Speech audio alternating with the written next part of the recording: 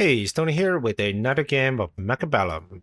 Now, in Mechabellum, if you're playing sledgehammers, you're often very wary of your opponent playing fortresses. Now, this is one of those games where your sledgehammers can actually defeat fortresses with a bit of support. Let's jump in. At the bottom here, I'm playing as a supply specialist with marksman, 2 sledgehammers, and some crawlers. I am up against Skyperock, playing as supply specialist, starting off with sledgehammers of his own. And we got arc lights and some fangs. This is a 1700 MMR game. Now, right off the bat, I think I have a slight advantage here simply because of the marksman. Once the initial chaff wave has been cleared, my marksman should be able to deal with my opponent's units comfortably from afar.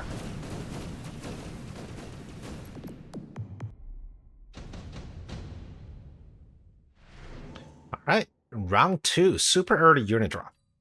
The Wasp is interesting, but then you also have Mustangs and Typhoon in the same drop, so they're a little bit tricky. I end up taking the Tarantula at level 2. This is a beast of a unit in early rounds. It has 33,000 HP, and that's a lot of shots from this marksman to bring down this Tarantula. My opponent decided to take the level 2 Mustangs. They're decent, but without range, they'll be at the exact same range as the sledgehammers. Both are 95, which means they'll be firing through a line. And my sledgehammer should be able to deal with the Mustangs with that splash. He is putting the Mustangs on that one side, so I'm not probably going to win that side, but this level 2 Tarantula is going to cause them a whole lot of problems.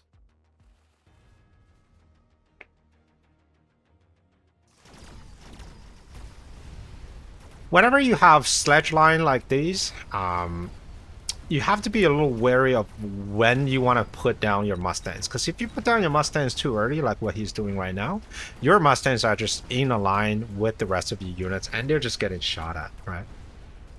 Mustangs themselves do decent damage, especially leveled, but you want to make sure that they are away from the danger. So when I put down Mustangs, when I already have a sledgehammer line, what I usually do is I wait until I have enough resources to get that additional range so that my Mustang will be firing from behind the sledgehammers, dealing us full damage while the sledgehammers tank from the opponent. Alright, he's going to get tower and he's going to start working on this Tarantula, but it's just tanking so much, right? Alright, so this round is going to go to me. I already have 4 groups of sledgehammers on the board here, which means at any point, a technology on these sledgehammers become very, very powerful. My opponent, being a supply spec and also trying to save up a little bit, decided to put down a fortress. So this is a very hefty investment, 400 for the fortress, 200 just to unlock. And it just happened to be on the same turn where I click Mech Rage. So it's a bit unlucky for me because Mech Rage 1 is pretty expensive. I don't actually have any money to buy more chaff. But 2 with Mech Rage is that now these tanks are running at 11 meters per second, which means these crawlers will probably catch up to tanks around here, like really far out. And that also means that my opponent's fortress can just pick up this entire squad of tanks. Alright, let's focus our attention on the right hand side. I did get a shield bubble, and that is helping a ton. Now eventually it will get broken, but not after my units have already done a huge amount of damage to my opponent's board. On the other side, my level 2 marksman has done well taking down that fortress, and of course this Tarantula is just tanking forever. So a pretty convincing round. However, there is a danger looming ahead because fortress, they are pretty darn good against sledgehammers. They can one-shot sledgehammers at the same level.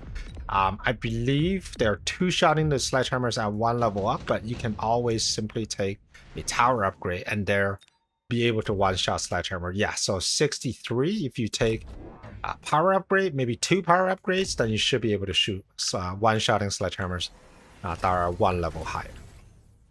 Now, to prevent that from happening, I needed my sledgehammer to be out of the range of these fortresses.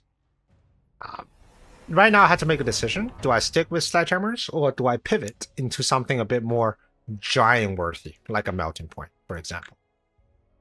Seeing how my opponent doesn't really have great chaff clear, and seeing how there's only 2 fortresses on the board, I think there is still a bit of time left for me to just continue on with the sledgehammers.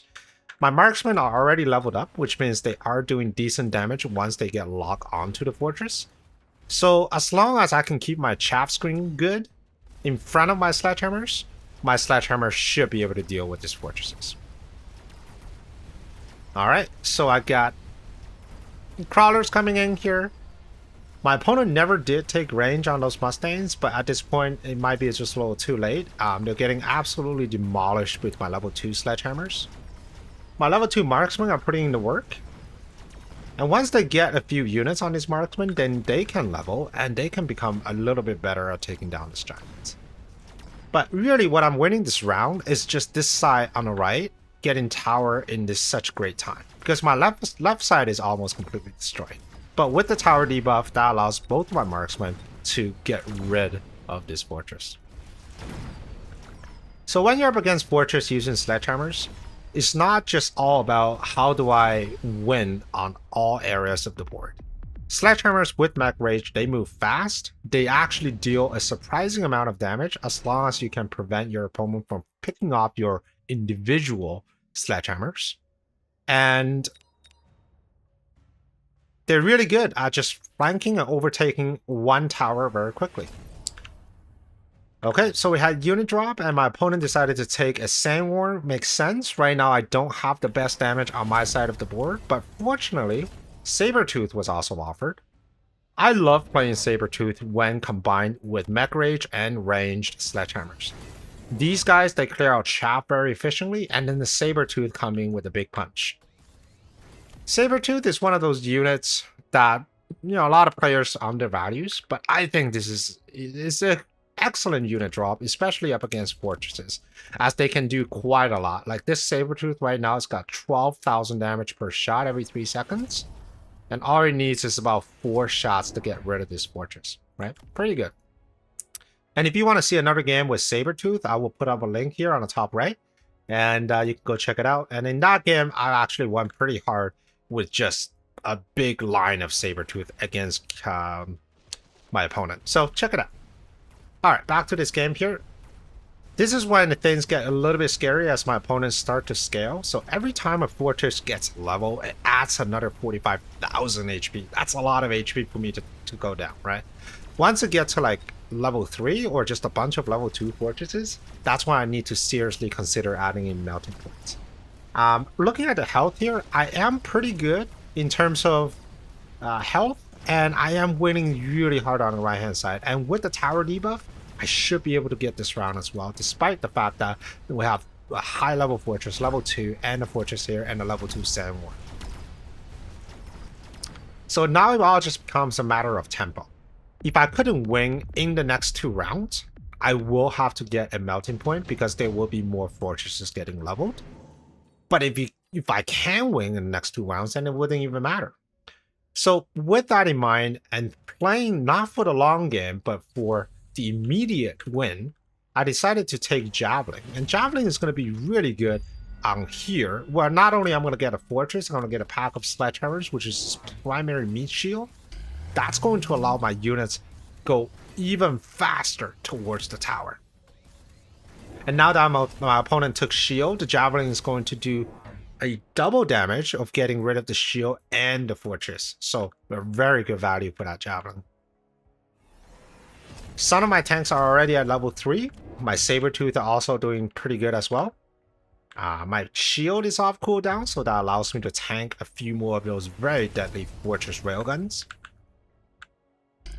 And it's just a matter of adding more chaff. The longer I can stop my opponent, which currently has a very mediocre chaff clear. He's got 2 Arclights and some sledgehammers on this side, and 2 Arclights and a pack of Mustangs on that side. So my chaff should survive quite long, allowing the rest of my army to deal the damage. Alright, as you can see here, I am slowly breaking through on the right hand side. The shield bubbles are doing a lot of work, considering some of my units are currently just shooting behind the shield bubble. But what's really interesting is on the right hand side. Before this level 2 fortress can really deal the damage it needs, right now it's only dealing, what, 6,000 damage? I am going to get the tower. Just like that, the rest of my unit swoops in, and that is going to be game. So this is how you can win using sledgehammers against the fortress. It's not always going to be the case, especially if the game continues long for a couple more turns, then you'll have to get melting point.